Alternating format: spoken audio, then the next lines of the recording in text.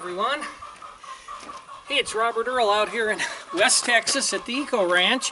You caught me working on the hen house, the new hen house, and I thought that the hen house was going to be such a large project that I'd do 4 or 5 segments of it. I really don't know what it is, so we'll do this one as the introduction, and the last one will be the finish, and then it'll be part 2, 3, 4, whatever in between. But people ask me sometimes, why do I go to so much trouble to overbuild stuff? Why am I making stuff big?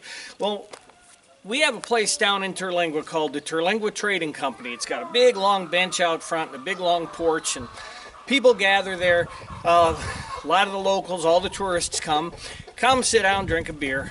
And I was sitting there one day with some of the locals making my egg delivery, and one guy asked me, well, why do you go to so much trouble? Why does it have to be so big? There's just the 2 of you and you're older. I said, well, I guess because I can. And I don't mean because I can afford to, because I've got the time, I've got the material, and what else am I going to do? I've traveled, I've done everything, so everything I wanted to do.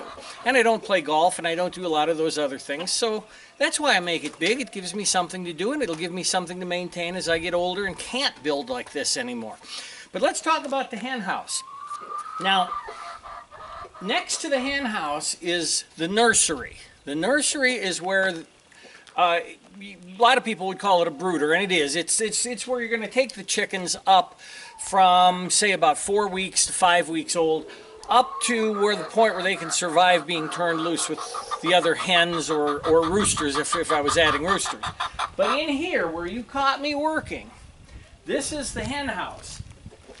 And it's kind of cool what we're going to do here. The hen house, this ledge that runs all the way around it, I'm actually building nest boxes, and I have a shape. I won't get into the shape now, that'll be for another video. But I have a shape that I'm doing each nest box in that I saw on wallpaper, and it was a wallpaper probably shot that was depicting a scene from, I don't know, around the turn of the 20th century. And I just liked it so much, I decided I'd do it in the hen house. Now also, the hen house is rather large. In fact, a lot of people around here would call that their house. But the hen house is big because there's going to be a lot of hens. There's going to be somewhere in the neighborhood of, I don't know, let's say 70 hens. And so they all need a place to lay their eggs. And there's going to be, 24 was the first drawing I did, 24 nest boxes in here. Then they've got areas, then they'll have an area to roost and an area to feed. What I'm doing now, we saved all of our non-burnable trash for 5 years that we've lived here, 5.5 years that we've lived here.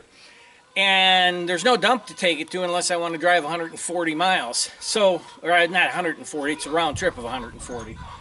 So I just saved it all, knowing that I would have these walls, like the thermal wall over here and this wall.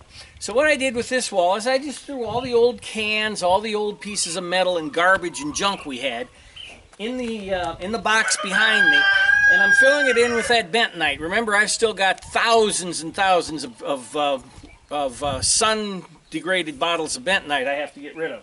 Fill it with bentonite, add water, it swells up, it's a nice filler, so that's what we're using there.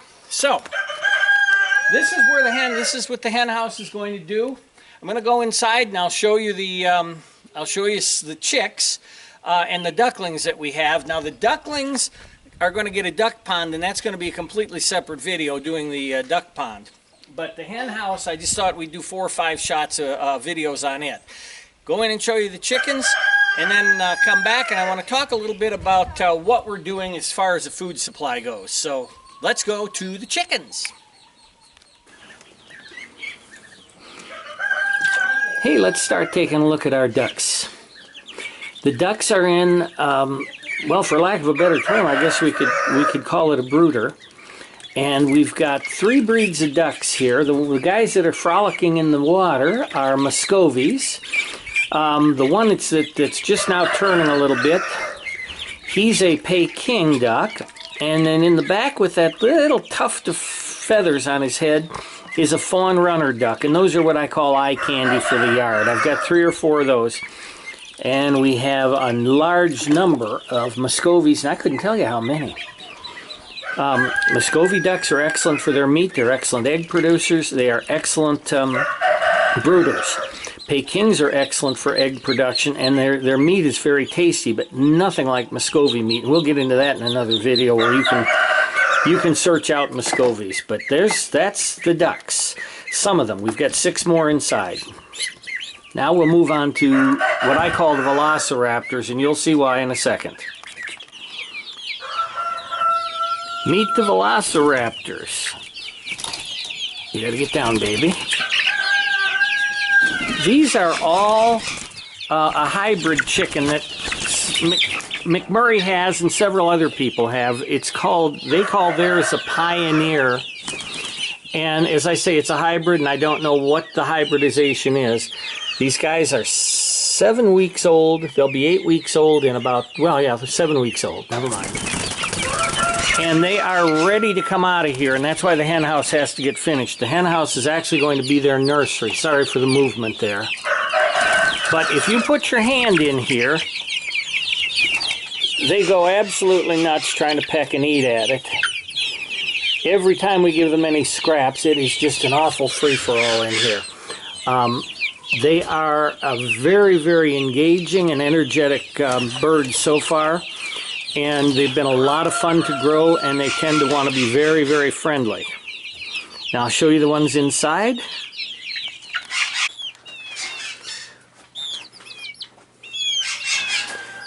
Now, one of my objections when people show you their birds is they're shooting from the top. Well, that's exactly what I'm doing here, mainly because I'm just too lazy to shoot, to move everything and get down there. We have 2 turkeys left. We had horrible luck with turkeys, and we've actually had horrible luck with the Muscovies. But that has more to do with where we live than with the quality of the birds. I think that they are not handled properly in El Paso, and there's a lot of heat this time of year, so we had some bad luck. But we've only, out of 21 turkeys, we have 2 left. And that appears to be a tom, and that appears to be a hen. This guy here was one of the friendliest birds we've ever seen, and we decided to make a pet out of her, I think. She's one of the pioneers. And then when you order chicks from McMurray Hatchery, which is where these guys came from, you get a free chick if you want one. And we always check, yeah, send us a free one. And usually it's a rooster because they have too many roosters. Well, this is a, we can't see it too much under this light, but it's actually a blue cochin. And she looks like, I say she because it looks like it's a hen, but a blue cochin, and I would guess it's a bantam blue cochin. And then over here, shot from the top and in that horrible red light that I also cuss when people do that, are 6 more Muscovy ducks.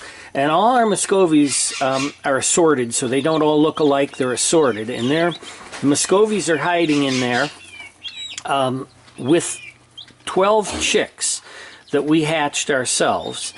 Those are chicks from our existing girls that are dark Cornish. And we're actually not going to order any more birds from anyone. We're going to go ahead with raising our own. And I've got 48 in the incubator. I'll show you the incubator in a second. And one bird I didn't point out is this one here, whom Debbie has named Frodo. He appears to be bantam size, and we're not sure exactly where he came from, but he is the first one we hatched. When we tested our incubator, he's the only one that came out, and so he's going to be a pet. We're going to band him and make a pet out of him.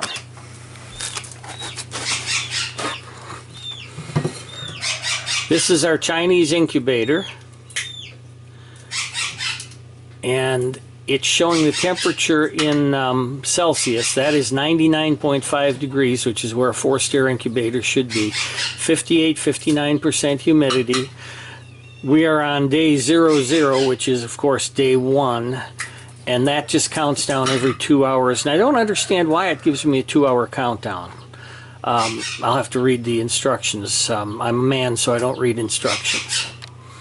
So there's 44 eggs in there. They say it takes 48. It'll actually take more than that, but I put 44 in there. It's got an automatic turning rack, and we'll see in 20 days whether we get chicks or not. Yeah, bad water. And I'm back. I wanted to talk a little bit about what we're doing in terms of the food for ourselves. Debbie and I are getting a little older. There's no guarantee I'm going to stay this healthy for a whole lot longer. Of course, we hope so, but there's no guarantees. So we initially thought we'd build a little business out here, selling chickens and eggs and poultry products and vegetables. Now, a lot of that I'm not going to be able to do because the cost of doing the buildings to comply with state and USDA regulations, even though Texas is an exemption state, is probably higher than what we have coming in now, since we're both on fixed incomes.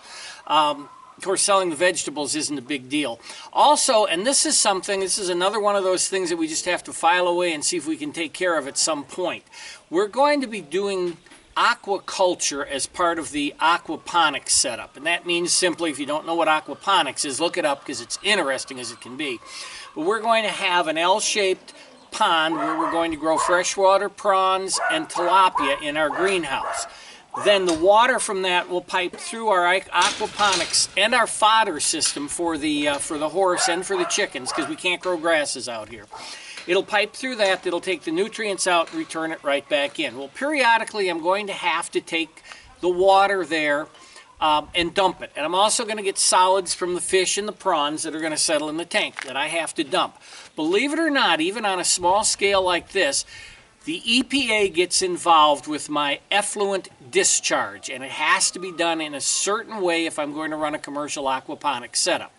Now, we all know it's perfectly healthy for me to take that water, which will have, fish crap in it and shrimp crap and even duck crap from the duck pond. Perfectly okay for me to take that and put it on my ornamental plants, but not according to EPA. And this is one of those things, yeah, it's stupid as hell for out here, but if you're living in a subdivision full of people and somebody were running a small aquaponics setup and dumping it out in their yard, yeah, there's a disease danger, so I can understand that. But the bottom line is, for me to comply, it'd be too expensive, so I'm just not going to be able to do it. My effluent from the ponds is going to go out to my vetiver grass arroyo and my prickly pear cactuses, so it's going to be all utilized. It's not going to be dumped in an appropriate way for EPA. But again, with no neighbors out here, that's not an issue, so we just don't, at my age, we're just not going to do it. But here's the thing. I'm growing food for us, and we're growing in a humane, sustainable way. Before you jump on a bandwagon against the commercial slaughter of animals like chickens, the commercial raising of chickens for eggs, how we handle pork and beef production, and I agree, I've seen the videos and that, and I've been inside the chicken business, and it can be inhumane. But you have to remember one thing. We're trying to feed 320 million people in the United States, 300 million of which do not have the ability to grow enough food to sustain themselves and the seeds to sustain. To replant with. In other words, you're going to have to get the seeds from somewhere else. Yeah, they can have a little garden and grow up their tomatoes that ultimately cost them $4 a pound to grow. But they don't have the ability to sustain their own food. So until we can get the world to a point and modify the world, we just have to swallow hard and put up with GMO increasing the product, the production. Yeah, it's not a good idea. According to a lot of things, according to some things, it's not that bad. Yeah, we have to put up with the inhumane handling of animals because you're feeding 320 million people in America and 7 billion moving towards 9 billion people on the planet. But those of us that can need to take a system like this, like we're doing here, and grow what you can grow and try to grow it sustainably and try to grow it cost efficiently. And that's what we're trying to show you here, is how you can do that. And believe it or not, you can do it almost anywhere. I have a friend in Japan, a very close friend of mine, that he was growing several vegetables on his buffet table in his dining room, and they were just gorgeous. The man is a wealthy man, yet he was still growing his own vegetables. I've seen people in the high-rises in Tokyo that have a beautiful vegetable garden on their little 4-foot by 12-foot patio outside of their apartments, growing vegetables. So yes, it can be done to a point, and every vegetable you grow is a vegetable that didn't come 1,200 miles.